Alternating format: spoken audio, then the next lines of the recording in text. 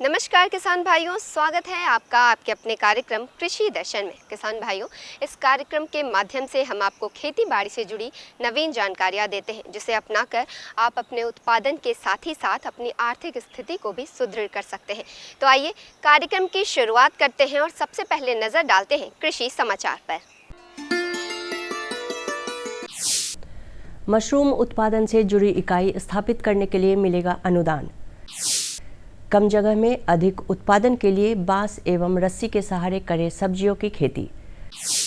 बैंगन के उन्नत प्रभेद से करें खेती, बढ़ेगा मुनाफा। नमस्कार दर्शकों, खबरें खेती में आपका स्वागत है। मैं हूं आपकी एंकर प्रीति श्रीवास्तव। बिहार सरकार द्वारा राज्य में दुग्ध उत्पादन और पशुपालन को बढ़ावा देने एवं बेरोजगार युवक युवतियों को रोजगार मुहैया कराने के उद्देश्य से समग्र गव्य विकास योजना की शुरुआत की गई है। यह योजना न केवल दुग्ध उत्पादन किसानों की आमदनी बढ़ाने की दिशा में एक महत्वपूर्ण कदम है, बल्कि ग्रामीण अर्थव्यवस्था को सशक्त बनाने की दिशा में भी एक सशक्त पहल है।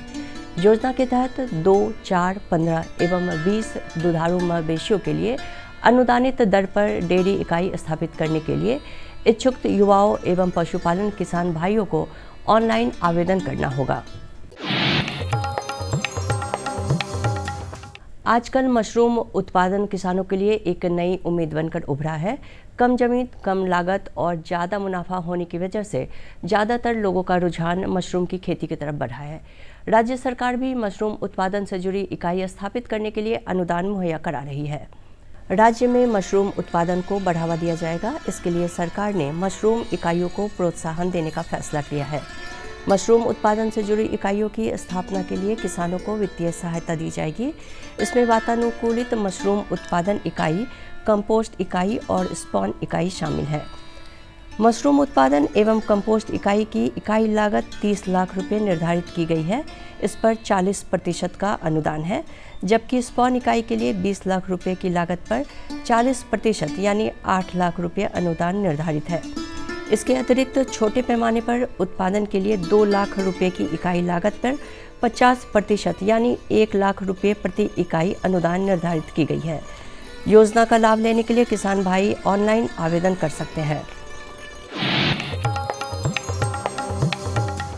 बांस और रस्सी की सहायता से लतर वर्गीय सब्जियों की खेती किसानों के लिए बेहतर तकनीक साबित हो सकती है। इस विधि को अपनाकर किसान न केवल अपनी आय बढ़ा सकते हैं, बल्कि टिकाऊ खेती के माध्यम से पर्यावरण को भी सुरक्षित रख सकते हैं। लतर वर्गीय सब्जियां जैसे लौकी, तोरई, करेला और खीरा भारतीय सब्जी उत्पादन का एक महत्वपूर्ण हिस्सा है। इन सब्जियों को परंपरागत तरीके से जमीन पर फैलाकर उगाया जाता है, लेकिन बांस और रस्सी के सहारे उन्हें ऊंचाई पर उगाने की विधि किसानों के लिए फायदेमंद साबित हो सकता है। यह तकनीक न केवल कम जगह में अधिक उत्पादन देती है, बल्कि फसल की गुणवत्ता भी बेहतर होती है।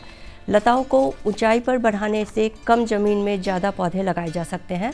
साथ ही सब्जियां जमीन के ऊपर होने के कारण सड़ने और कीटों के हमले का खतरा भी कम होता है। बैंगन, जिसे सब्जियों का राजा भी कहा जाता है, इसकी खेती लगभग हर राज्य में की जाती है और यह पौष्टिकता के साथ साथ स्वाद में भी बेहतरीन है। लेकिन बदलते समय और बढ़ती मांग के साथ साथ बैंगन की पारंपरिक किस्मों के साथ साथ उन्नत प्रभेदों का विकास किया गया है, जो उत्पादन, गुणवत्ता और रोग प्रतिरोधक क्षमता के अनुकूल है। पूसा हाइब्रिड 6, पूसा क्रांति, अर्का किशन एवं श्रीधर बैंगन ऐसे प्रभेद हैं जिनकी उत्पादन क्षमता पारंपरिक किस्मों की तुलना में 30 से 50% अधिक है। किसान भाइयों, अगर मिट्टी की सतह समतल नहीं है तो फसलों के बीज एक समान खेत में नहीं पहुंचते हैं। इससे उपज पर विपरीत प्रभाव पड़ता है। खेती किसानी की इसी समस्या का समाधान है लेजर लैंड लेवलर कृषि यंत्र। बदलती जलवायु में जमीन से अच्छी पैदावार लेने के लिए खेतों का समतल होना बहुत ज़रूरी है। ऐसा नहीं होना मिट्टी में नमी एवं पोषक तत्वों को वितरण को प्रभावित करती है, जिससे बीज के अंकुरण और फसल की उपज प्रभावित होती है। खेती के अन्य आधुनिक मशीनों की तरह लेजर लैंड लेवलर भूमि समतलीकरण के लिए एक बेहतरीन यंत्र है। यह परंपरागत विधियों से एकदम हटकर एक अत्याधुनिक तकनीक है जिसमें लेज़र में लगे किरणों के द्वारा लेवलर को अपने आप नियंत्रित कर भूमि को बराबर मात्रा में समतल किया जा सकता है।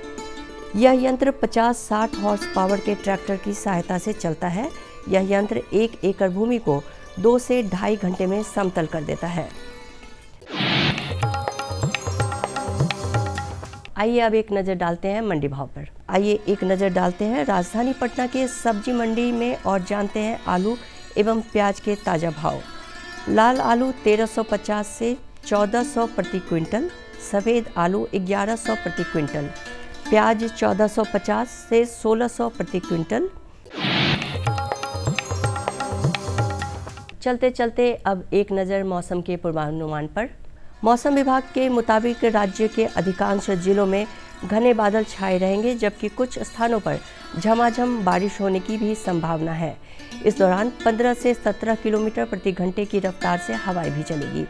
अगले 24 घंटे में राजधानी पटना का अधिकतम तापमान 32 डिग्री सेल्सियस एवं न्यूनतम तापमान 27 डिग्री सेल्सियस के आसपास बने रहने की संभावना है।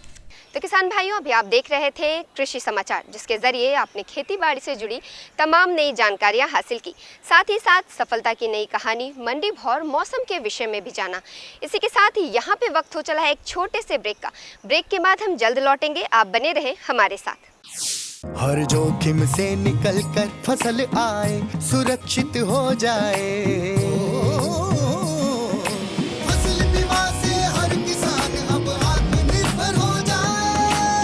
सूखा पड़े या बाढ़ आ जाए कोई डर नहीं।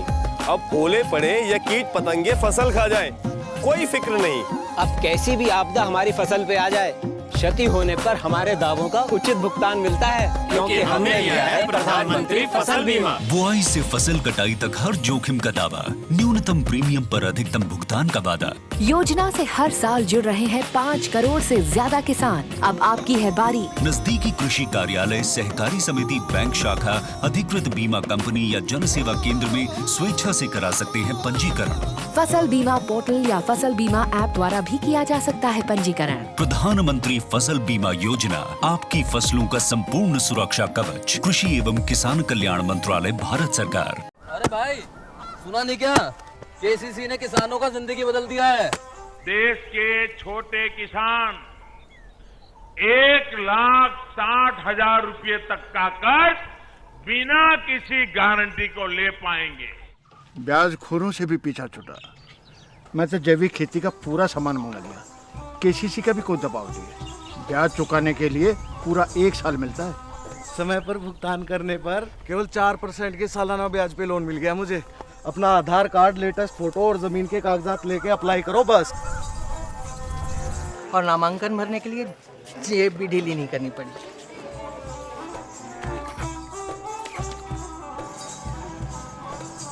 चाचा, उधार चुकाने के 24 घंटे के बाद उतने ही पैसे वापस निकाल सकते हैं। केसीसी ने किसानों की जिंदगी वाकई बदल दी है। तो आप भी किसान क्रेडिट कार्ड अपनाएं और सहजता से ऋण पाएं। ब्रेक के बाद कार्यक्रम कृषि दर्शन में आप सभी का एक बार फिर से स्वागत है। लीची गर्मियों की प्रमुख फलों में से एक है। ये स्वादिष्ट होने के साथ ही साथ गुणों से भरपूर होती है और इसीलिए इसकी मांग भी पूरे सीजन बनी रहती है। किसान भाइयों, वैसे तो लीची का सीज़न ख़त्म हो चुका है, लेकिन अगली फसल अच्छी और गुणवत्तापूर्ण हो, इसके लिए ज़रूरी है कि खेतों का यानी कि बागों का प्रबंधन किया जाए। तो आज हम इसी विषय में विस्तार से जानेंगे। मुलाकात करेंगे हमारे कृषि विशेषज्ञ डॉक्टर विजय कुमार से। किसान भाइयों, आज हम जानेंगे कि लीची के बागों का प्रबंधन कैसे किया जाए। आज हमारे साथ मौजूद हैं डॉक्टर विजय कुमार, जो कि सहायक प्राध्यापक सह कनीय वैज्ञानिक हैं, नालंदा उद्यान महाविद्यालय नूरसराय नालंदा से। तो डॉक्टर साहब, आपका हमारे कार्यक्रम में बहुत बहुत स्वागत है। तो डॉक्टर साहब, हम सबसे पहले जानेंगे कि लीची के बागों का कैसे रख रखाव किया जाए और ये क्यों ज़रूरी है। आप प्लीज़ हमारे किसान भाइयों को बताएं। मैं बताना चाहूँगा कि लीची हमारे देश में चाइना के बाद सबसे ज़्यादा लीची उत्पादन होता है, और जिसमें कि बिहार जो है लीची उत्पादन, पूरे लीची उत्पादन का 40% जो है बिहार राज्य से लीची आती है। और लीची अपने आकर्षक रंग, स्वाद और सुगंध के कारण जो है काफ़ी लोकप्रिय फल है। तो इसके बाग की अभी हाल ही में किसान भाइयों ने तुड़ाई कर ली है और तुड़ाई के उपरांत बाग का प्रबंधन से तात्पर्य है कि बाग में कृषि क्रियाएं जो समय समय पर की जानी है, जैसे कि बाग की कटाई छटाई एवं सदाई का कार्य, बाग में खरपतवार नियंत्रण, बाग में पोषक तत्व प्रबंधन, बाग में कीट एवं व्याधियों का नियंत्रण, इन सभी का जो है समय समय पर करना अति आवश्यक है। अगर इनका समय जो है अगर अधिक आगे या पीछे करने पर जो है बाग में जो है अफलन की स्थिति पैदा हो सकती है। तो बाग में शुरू में अभी की अवस्थाओं में जो है बाग की आप तुड़ाई कर चुके हैं, तो बाग के नीचे जो है बगीचे में जो बीमारी से ग्रस्त कीट व्याधियों से ग्रसित फल गिरे होंगे उनकी साफ़ सफाई करना है। बाग में पूरी तरह से खरपतवार का नियंत्रण कर लेना है, साफ़ सुथरा कर लेना है और उसके बाद फिर हम लोग आगे बढ़ेंगे बाग की कटाई छटाई के लिए। तो किसान भाइयों, लीची के जो नवस्थापित बाग होते हैं उसमें जो है शुरू के 3-4 साल तक जो है कटाई छटाई का बहुत महत्व होता है। इसमें कि बाग का जो है छत्रक प्रबंधन जो है महत्वपूर्ण पहलू है।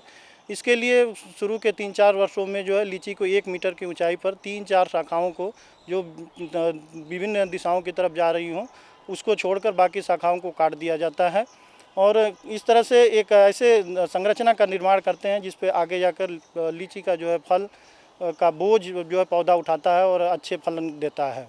साथ ही साथ जो बाग अभी फलन में थे उसमें लीची की कटाई छटाई बहुत आवश्यकता नहीं होती है करने की, इसलिए कि एक सदाबहार फल वृक्ष है। इसमें अगर बहुत अधिक और अनियमित तरीके से कटाई छटाई करेंगे तो फल जो है एकांतरण फलन में बाग चला जाएगा और इसमें अच्छा फल नहीं मिलता है। तो अभी के समय में किसान भाई फल तोड़ने के बाद लीची के बाग में जो सूखी हुई मतलब डंठल है या सूखी हुई कोई डाली है, बीमारी से ग्रसित है, एक दूसरे के ऊपर चढ़ी हुई है, पतली है, तो उसको काट के साफ कर देना है ताकि जो है बाग के अंदर वृक्ष के अंदर जो है अच्छी तरह से हवा और सूर्य की रोशनी का आवागमन हो और जिससे कि फल जो है अच्छे से लगता है। और लीची की जो है कटाई छटाई के लिए जब हम फल तोड़ाई करते हैं उसी समय हम लोग ये सजेस्ट करते हैं और ऐसा होता भी है कि 15 से 20 सेंटीमीटर फल गुच्छों के साथ जो है वानस्पतिक भाग को काट लिया जाता है, जिससे कि जून जुलाई के महीने में नए जो है उस पर कल्ले निकलते हैं और इन कल्लों से जो फल बनते हैं और इन कल्लों पर ही जो है आगे जाकर जो है दिसंबर जनवरी के माह में जो है मंजर आते हैं और फल बनते हैं। तो डॉक्टर साहब, आपने बताया कि प्रबंधन क्यों ज़रूरी है और कैसे करें, साथ ही साथ कटाई छटाई के विषय में भी बताया कि पौधों का कटाई, पेड़ों का समय से कटाई छटाई किया जाए। लेकिन कटाई छटाई की तो बात हो गई, लेकिन इसके बाद हम ये जानना चाहेंगे कि कटाई छटाई के बाद उर्वरक और खाद कौन कौन से इस्तेमाल करें खेतों में।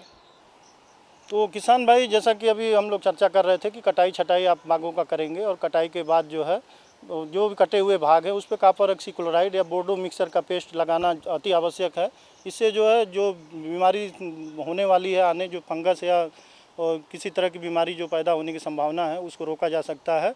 और साथ ही साथ कृषि क्रियाओं के क्रम में आगे बढ़ते हुए हम लोगों को उर्वरक प्रबंधन पर विशेष ध्यान देने की ज़रूरत होती है, इसलिए कि जब फल हम तोड़ लेते हैं बाग से तो पौधा पूरी तरह से जो है पोषक तत्वों से खाली हो जाता है और उसको फिर से ऊर्जा लेने के लिए फिर से वो नए कल्लों का विकास कर सके और समय से हम इसमें जो है मंजर आए और फल प्राप्त हो।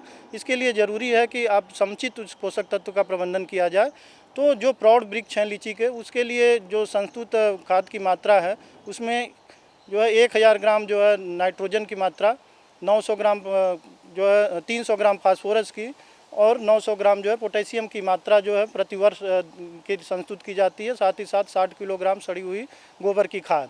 ये खाद की मात्रा जो है गोबर की खाद और फास्फोरस और पोटेशियम की और नाइट्रोजन की जो है 3 भाग जो है खाद जो है हम अभी आपको जुलाई में दे देंगे और शेष जो खाद बचेगा उसको जो है फल जब मटर के दाने के आकार का हो जाता है अप्रैल माह में, उस समय दे करके सिंचाई करते हैं।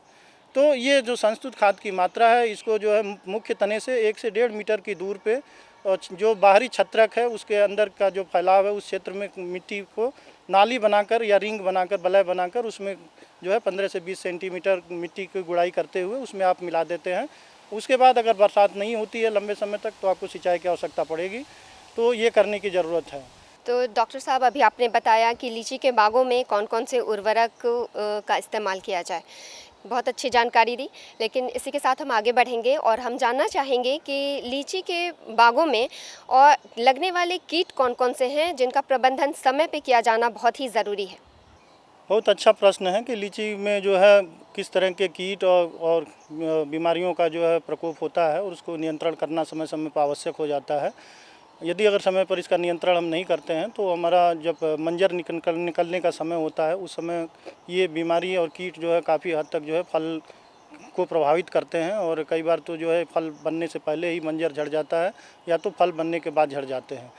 तो अभी जैसे कि आप तुड़ाई करने के बाद जो है लीची में अभी इस समय वर्तमान में जो है जैसे एंथ्रेक्नोज नाम की बीमारी आती है जिसमें कि भूरे रंग का धब्बा जो है पत्ते पर या डंठलों पे दिखाई देता है और ये बीमारी जो है प्रायः आगे जाकर के भी मंजर पे भी दिखाई देता है जिससे फलों को काफ़ी नुकसान होता है।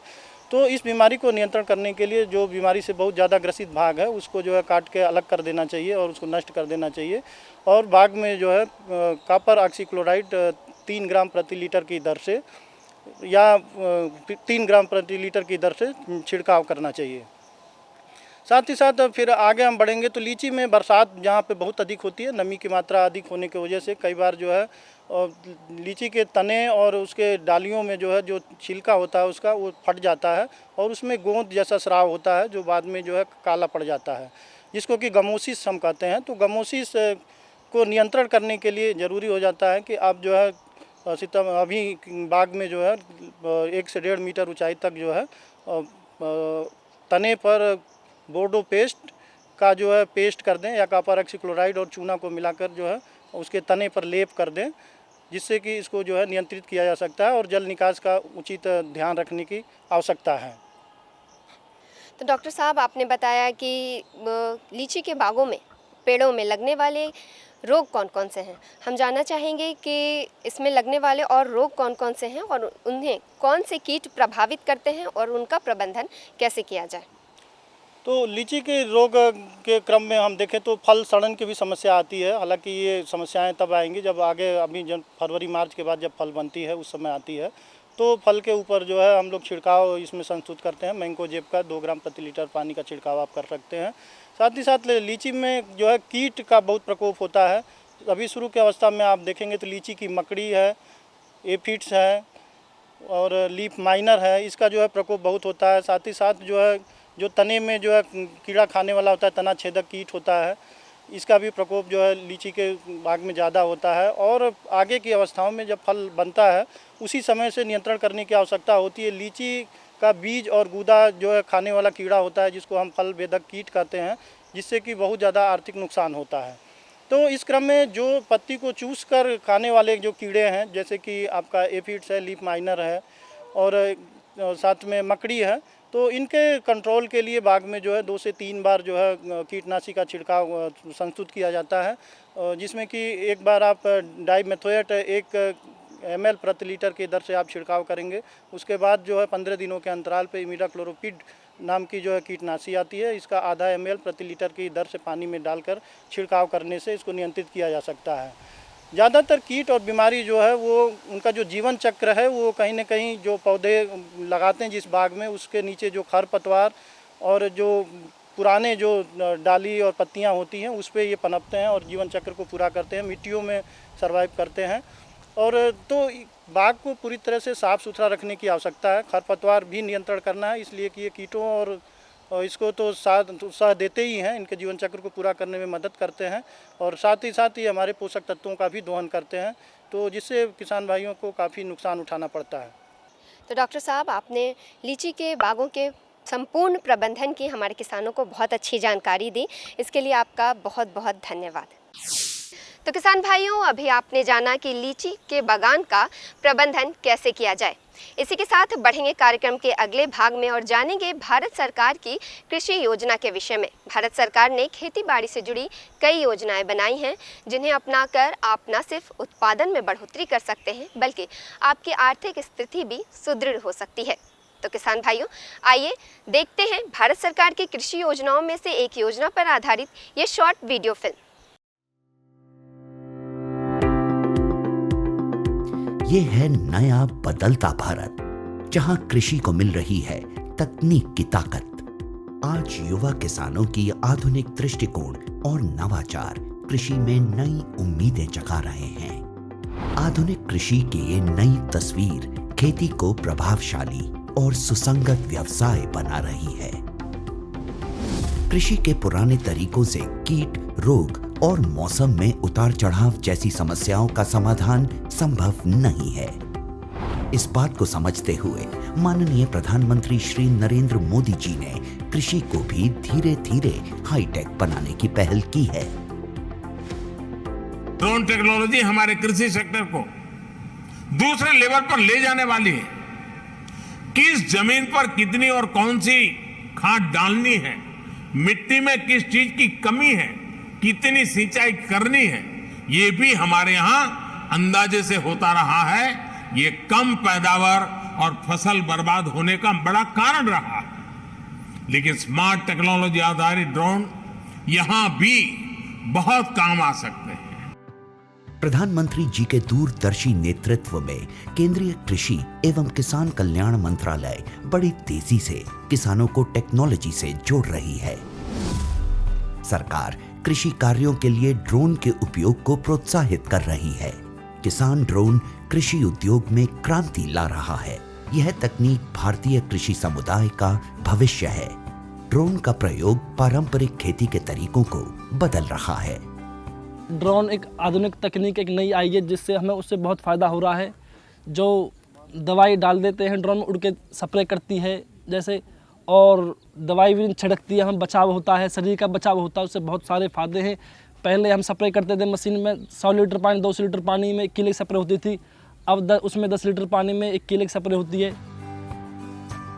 अत्याधुनिक तकनीक, हाई रेजोल्यूशन कैमरों और उन्नत सेंसर्स से लैस किसान ड्रोन भारतीय कृषि क्षेत्र की काया पलट करने की क्षमता रखता है। कीटनाशकों और उर्वरकों का छिड़काव, हवाई निगरानी, फसल और मृदा स्वास्थ्य की निगरानी, बीजारोपण, क्षतिग्रस्त फसलों का आकलन और फसल बीमा के दावों का तेजी से निपटान के अलावा फसलों के स्वास्थ्य संबंधी रियल टाइम जानकारी दे सकता है। यह कीटों, बीमारियों और पोषक तत्वों की कमी की पहचान कर सकता है। इसकी मदद से समय रहते किसान अपनी फसलों की सुरक्षा के उपाय कर सकते हैं। इससे सबसे बड़ा फायदा है कि आप इसमें दवाई डाल के और इसको भर के छोड़ देंगे, पूरे खेत में करके वापस वहीं आ जाएगा। आप जैसे खेत में नहा धोकर गए थे वैसे के वैसे वापस आओगे। साथ ही किसान ड्रोन का प्रयोग स्वामित्व योजना के अंतर्गत भूमि अभिलेखों के डिजिटलाइजेशन और पशुधन ट्रैकिंग के लिए भी किया जा सकेगा। वैसे तो किसान ड्रोन आज देश की जरूरत है, पर ड्रोन चलाने के लिए प्रशिक्षित ऑपरेटर्स की कमी, ड्रोन के रखरखाव की चुनौती और ड्रोन चलाने के लिए जरूरी सुरक्षा निर्देशों की जानकारी की कमी जैसी कुछ समस्याएं अभी भी बनी हुई हैं। इन समस्याओं के निदान के लिए केंद्रीय कृषि और किसान कल्याण मंत्रालय ने कई पहल किए हैं, जिनमें नीतिगत परिवर्तन भी शामिल हैं। कृषि मंत्रालय द्वारा कृषि संस्थानों को 10 लाख तक का अनुदान, व्यक्तिगत किसानों की सहकारी समितियों जैसे CHC और FPO को भी ड्रोन की खरीद के लिए वित्तीय सहायता मिलती है।